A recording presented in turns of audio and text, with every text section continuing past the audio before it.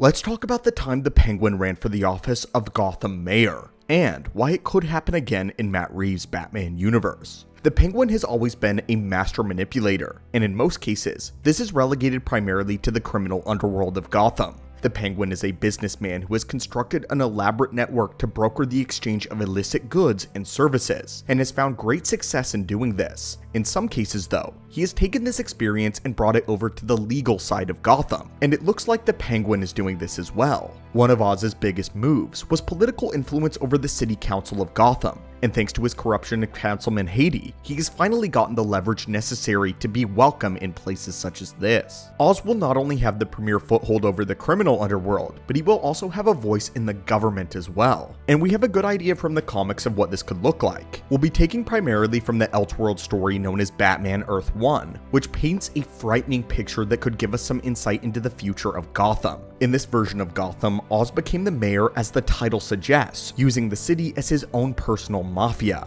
Before his time as mayor, the Penguin lived a life very similar to the one that we know here, where he built a large-scale criminal enterprise in order to help him evade the law. This involved wedging his way into several public offices, including having several city judges put on his payroll, keeping informants within the GCPD and other city offices. Oz understood the official operations of the city from afar, and could always remain one step ahead of them at any given moment. So when he was elected as the mayor, the people in his pocket were the people he promoted. The corrupted agents who had aided him skyrocketed professionally, gaining more and more power, so that even when Oz was gone, their work would still live.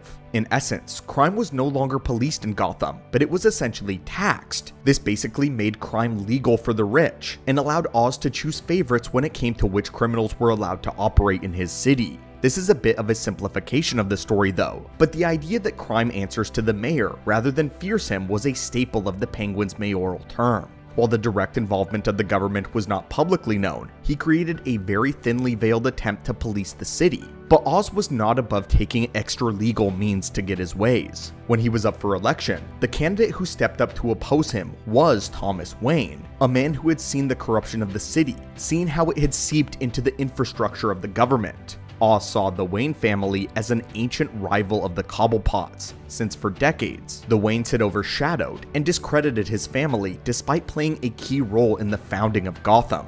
Even before becoming the mayor, he had run the city from the ground. Thomas Wayne wanted to be an external voice who came from beyond the political world in order to set Gotham on the right track. Oz, however, was not ready to play fair. He saw that Thomas Wayne was dominating him in the pre-polls, and he didn't see a reality where he could feasibly win, and so he had a plan to have Thomas Wayne murdered.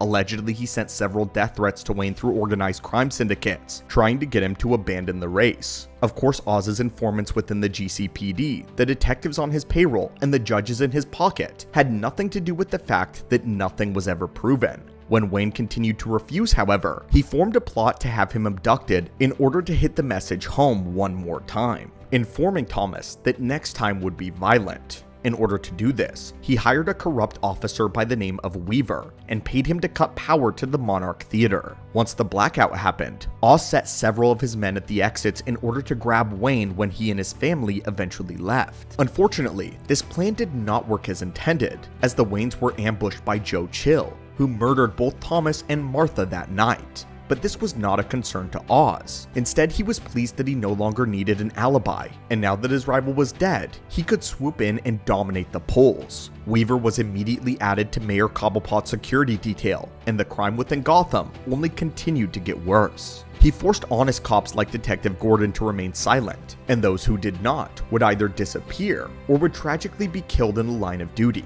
They would be given honorable funerals and would be praised for standing up for the city, but everyone in the know understood that this was the end game for anyone who stood up to the Penguin. In order to carry out his orders on the underside, he employed a serial killer known as the Birthday Boy to serve as his right-hand man underground. And while he never gave the killer any official government duties, he became a private enforcer for the mayor. Not only did he take out political objectives, but he abducted several young women and had them personally delivered to the Penguin. It even got to the point where Batman started to suspect that the death of the Waynes may have been deeper than he initially thought, and Penguin understood that Weaver needed to be silenced, so he sent the Birthday Boy to get rid of him. In the Penguin, we see that Oz has his sights on political power, and even though he is not eyeing the office of mayor yet, Seeing Oz with some sort of influence within the city council does pull directly from this story. This is a reality where the Penguin is essentially untouchable, because the worst that Batman can do is to either put him in Arkham, or more likely, deliver him to the proper legal authorities. We talked before about why several criminals go to Arkham, and it's because the acting director of Arkham Asylum has the power to determine who needs and who does not need supervision. The director can order a patient to stay as long as they need, which bypasses proper due process, which would have been delivered under the legal system. Courts afford criminals a certain collection of rights that Arkham does not, so it's much easier to keep someone inside Arkham rather than sending them somewhere like Blackgate Prison. Unfortunately, this only applies to the mentally unwell, and while narratives can certainly be created, the Penguin is almost never seen in Arkham on the grounds that he's mentally sane. He does not need psychological evaluation, so Arkham normally spits him out the second that they get him. This means that more times than not, the Penguin is incarcerated in Blackgate. But this requires the justice system to function properly, and in Gotham, we can't expect this from the courts. This is only worsened when Oz owns half of the government, so Mayor Penguin is essentially untouchable in any way that actually matters. The best that Batman can do is to dismantle his operations, hurt him financially, but even Batman is just a single man.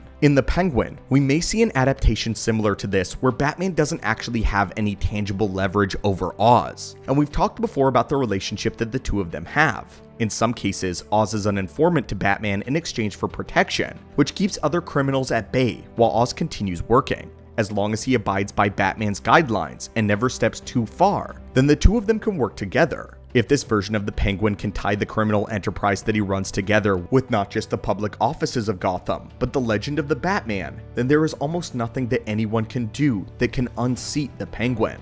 Legally, he would be protected, and no other criminal enterprise would dare to touch him, especially if Batman has a reason to keep Oz in power rather than let someone else step in. But this is a very dark depiction of Gotham, and a very dark outcome. At the end of the story, Oz does eventually learn that Batman is Bruce Wayne, but shortly after discovering this, Alfred appears with a shotgun and ends Oz in the way that Batman never would. Oz is taken out as his body crashes through the window, all of his networks left up for grabs. Batman realizes that the Penguin is a part of a larger problem. All of Oz's men simply redistribute everything that he's built, and all the power goes to the underlings and the rivals. This is why Batman keeps Oz active in the past. He can dominate one faction that he can milk for information, and we have a full video coming out on why Batman decides to keep the Penguin around so often. But is this all leading to Oz Cobb being mayor of Gotham City in the Batman 2 or somewhere else down the line? We certainly think so. Colin Farrell recently confirmed that he will have 5 or 6 scenes in the Batman Part 2 and will star in the Batman Part 3. Although a season 2 of The Penguin has not been officially announced, that is also something that I would love to see. But as always, my friends, stay tuned for more DC and Marvel lore, and I hope you're having a great day.